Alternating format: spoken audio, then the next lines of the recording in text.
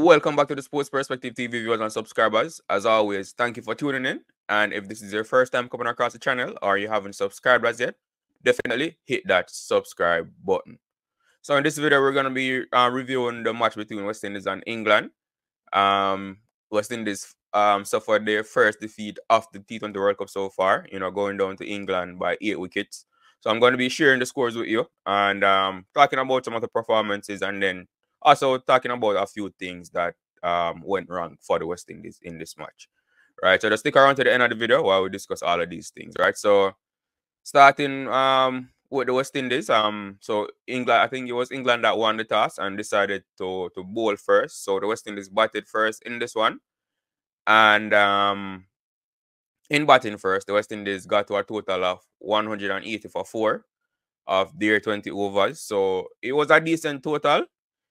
Good good batting overall to get to 180. But even though they got to 180, it still felt as if the West Indies left some runs out there on the pitch. And it turned out to be quite so based on how England chased down this total, right? So batting for the West Indies,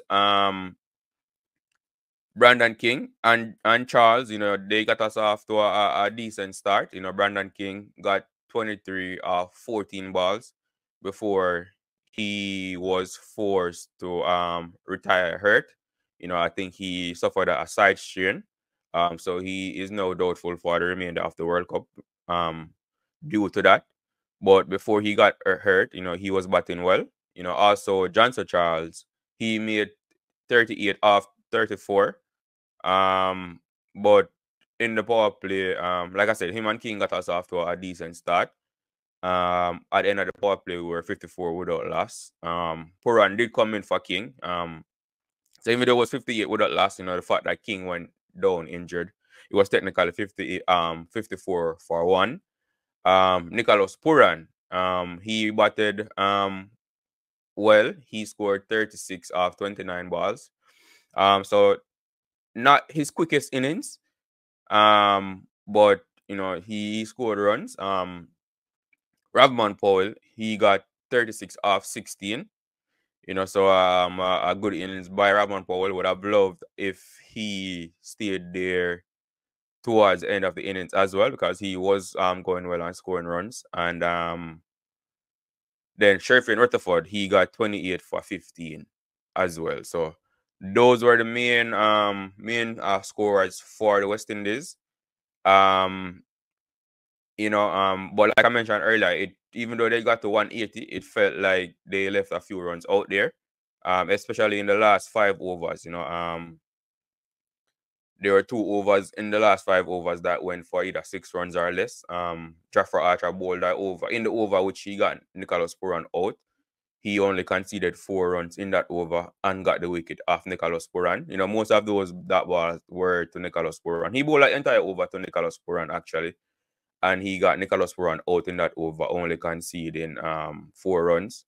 After Pooran got out, Adil Rashid then came in and bowled an over, which I think he conceded either 2 runs or 3 runs, and also got the wicket off Andre Russell in the last 5 overs as well. So I would say, so just based on that, you definitely felt as if, there could have been more runs made. Even I think it was the 19th over, which Sam Curran bowled, where we only got about 6 runs off that over as well. So, there wasn't a lot of momentum for the West Indies going into their bowling innings. It was good bowling by England in those last 5 overs. The West Indies were only able to score 43 runs off the last 5 overs, and normally that's where we tend to kick on and score more runs. So it was with that in mind that it felt, even though the score was 180, it felt as if West Indies were a bit short in terms of runs.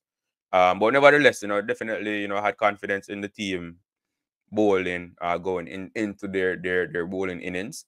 And England in reply, England got to 180. England got to 181 for 2 of 17.3 overs, right? With Phil Sart leading the way with 87 from 47.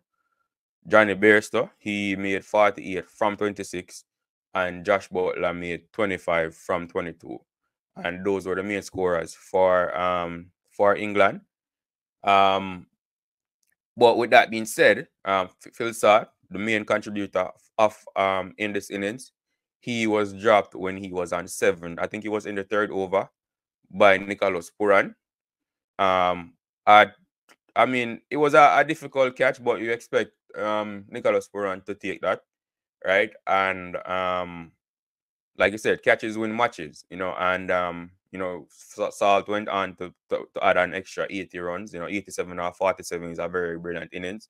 But if that catch was taken by Pooran, then he wouldn't have been there. Pooran also dropped a catch off Moeen Ali, Roston Chase's bowling as well. Moeen Ali eventually got out, but that was another catch. There was a missed run out opportunity off Salt by Pooran as well. So even though England won, the West Indies missed a few opportunities in their innings, in the England innings to change the game. And getting those wickets in those periods or in those times would have changed the momentum of the game. Like I said, Salt ended up making 87 or 47, a player of the match performance. So that was that I said that was where the West Indies went wrong. Bowling for the West Indies. Right, the spinners were brilliant, but the pacers were very expensive, right? So Akil Hussain, he bowled 4 overs and none for 35. But he should have at least had that wicket of Phil Salt, pour and drop that catch. Gudakesh Motie, he bowled his 4 overs for 32 runs. So both Hussain and Motie went wicketless, but in the grand scheme of the game, and the context of the game, with how expensive the other bowlers were, they were relatively, they in terms of their economy, they were okay, right? Roston Chase, he bowled 3 overs for 19 runs, taking a wicket as well, taking the important wicket of Josh Butler. So, brilliant bowling by Roston Chase. I was surprised that he wasn't given the opportunity to bowl all 4 of his overs, but it's understandable. But brilliant bowling by Roston Chase and the spinners overall. Both all 3 spinners, Chase, Motie, and Hussain, bowled well in this match. Where the West Indies had the issue though was with their pace bowling. Their pacers were very expensive. So we see where Andre Russell, he took 1 for 21 from his 2 overs. So that's an economy rate of 10.5. Bit on the expensive side, but he did take a wicket, right? Shamar Joseph, he bowled 2.3 overs and he went for 32 runs as well. So very expensive. Going at and then Romario Shepherd. Romario Shepherd bowled 2 overs for 41 runs, people. And in that, he bowled an over that went for 30 runs. Phil Sart scored 30 runs off him in the 16th over, right? So England, heading into the last 5 overs, they needed, I think it was about 40. They needed 40 runs from the last 5 overs. So so still gettable, but it was that over from Romario Shepherd, that went for 30 runs that just tilted the pendulum in England's favor. And that over pretty much decided the match. Right? 30 runs. So just smashed him all over the park. Every ball he bowled, was either a 6 or a 4,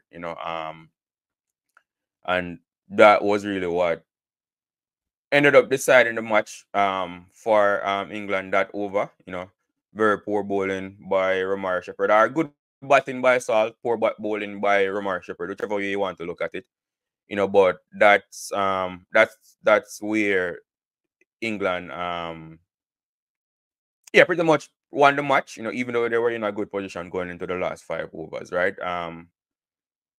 So so it'll be interesting to see how West Indies go or what changes they make for the remaining matches. Good batting by England. We could have scored a bit more runs. But even if we had scored more runs, with that 30-run over from Romario Shepherd, going the first over of the last 5 overs, definitely gave England a lot of momentum in that section. And that's that the last 5 overs is where we lost momentum.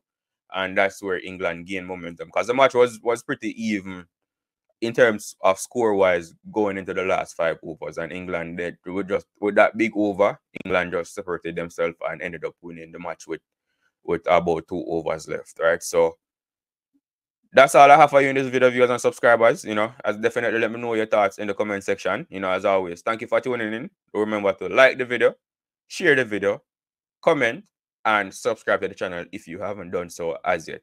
Thank you, and I will see you in the next video.